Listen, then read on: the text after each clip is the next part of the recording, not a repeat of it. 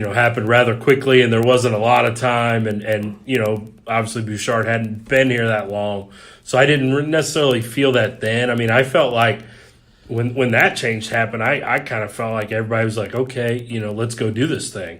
Let's buy in, let's jump on board, let's do it. The transition from with Delaney leaving, Delaney was well liked by the players, by the coaches, maybe not so much by administration around the district, but and that's a guy that was respected because of what he'd done. Yeah, and I think that's hard to argue with in some people's minds. Mm-hmm. Well, that guy did it. Why would you change it? Yeah, and obviously there's things we do different now, that we hadn't done here in the past, or some things we do the same, and I mean it is what it is. But I mean, the transition I felt like really went as smoothly as possible as it could have, obviously I had heard a lot of Coach Wright. I hadn't met him until last spring when, he came over to be our OC, and then kind of got thrown to the fire there, a week before we're starting practice. But, I mean, if anybody was prepared for that, I mean, he was. He had been doing it for a long time at a high level, so.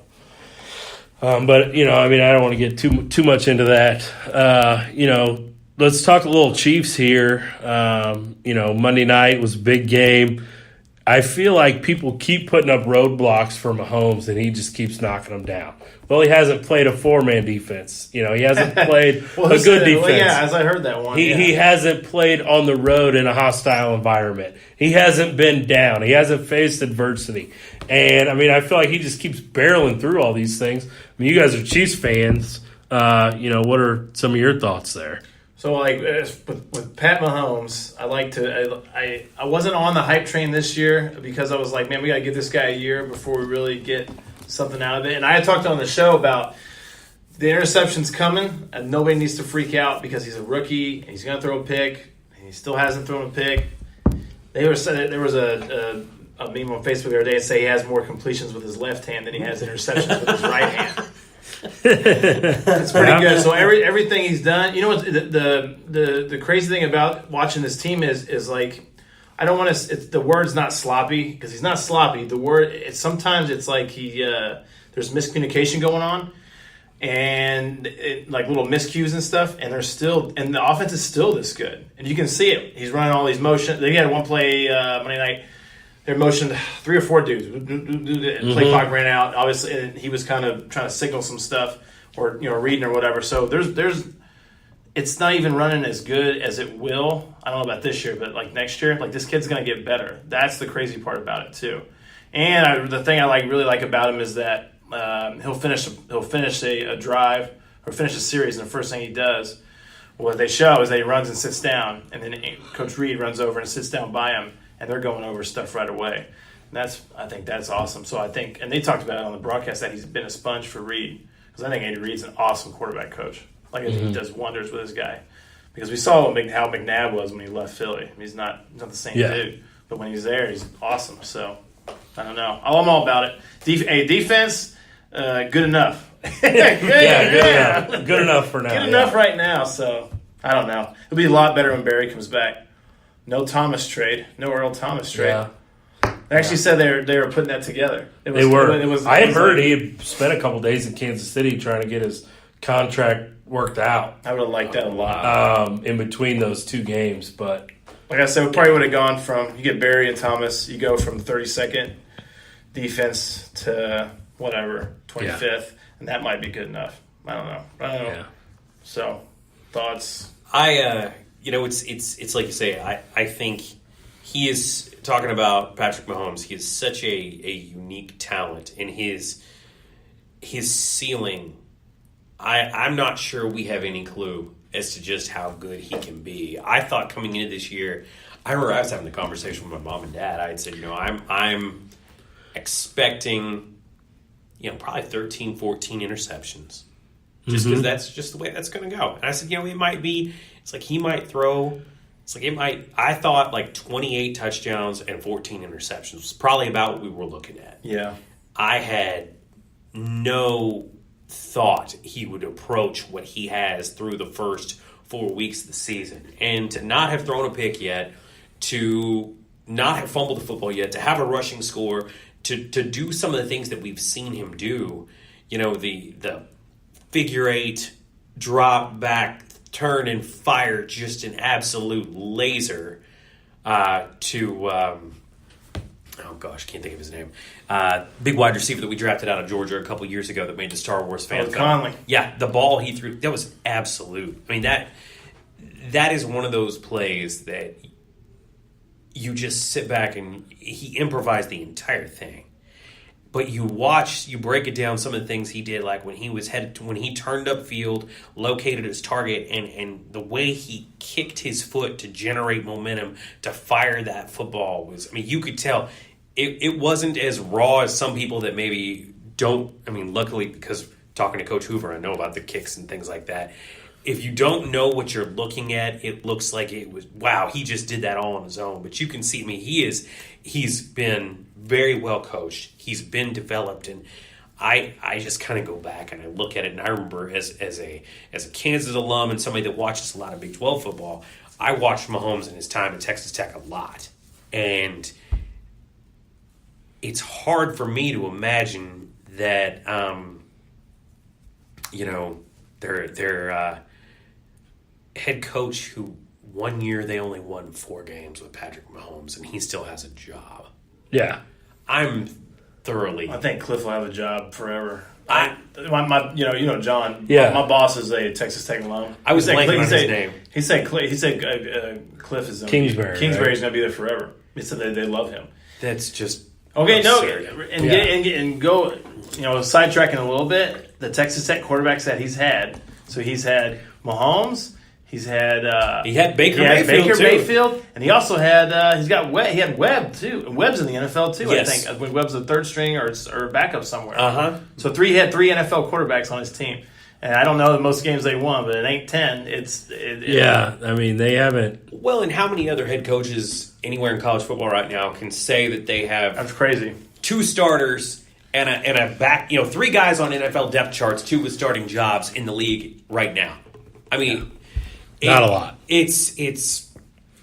I guess if it's funny. It's like what Coach Calipari said a few times, or it was him or Patino that talked about. Well, it's not about winning championships. It's about getting those guys to the league. Yeah. And I thought about that, and I was like, that's just absurd to me. Sounds like Calipari. and you think about that, and you're like, okay, for the kids, it's great, but you would think eventually the people that pay the checks, the boosters, the people They want you to win. And I'm a huge Mike Leach fan. I love Mike Leach. Yeah. I loved Tech when Leach was there, when he had Crabtree, when he had Kingsbury throwing the ball to Crabtree and had 2 Heisman candidates running that offense, and people were throwing tortillas out of the stands. I mean, that I'll never forget that ESPN game when they beat Texas on Saturday night. Mm-hmm. Yeah, that's a throw right to the corner. Right, it was the top of the screen. That Crabtree right? caught. Yeah, awesome. I mean, etched his name in every Tex fan memories for the rest of their lives. Yeah. And I miss those days. And I will say this, I've heard maybe Mike Leach is getting bored at Washington State. Really? Yes, I would.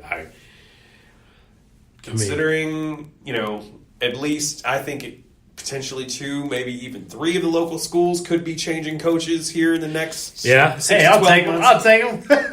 I would, if the Pirate in Lawrence would be something just absolutely unbelievable. Oh, it would be insane. Give him Puka Williams and he'll go find a quarterback, and I guarantee next year they will do something. Yeah. Oh, I mean, I guarantee they're not the laughing stock of the league. They'll be absurd. Like, you'll never. It's funny. I was talking about during the game Monday night. I said the Chiefs may do something that has never been done before. They could have the best offense in the NFL and have statistically one of the worst defenses in the history of the league at the exact same time. Yeah. That might be the kind of thing that Leach would do in his first couple years if he were in Lawrence, but it wouldn't be that way for long. Yeah. Oh, yeah. He Yeah.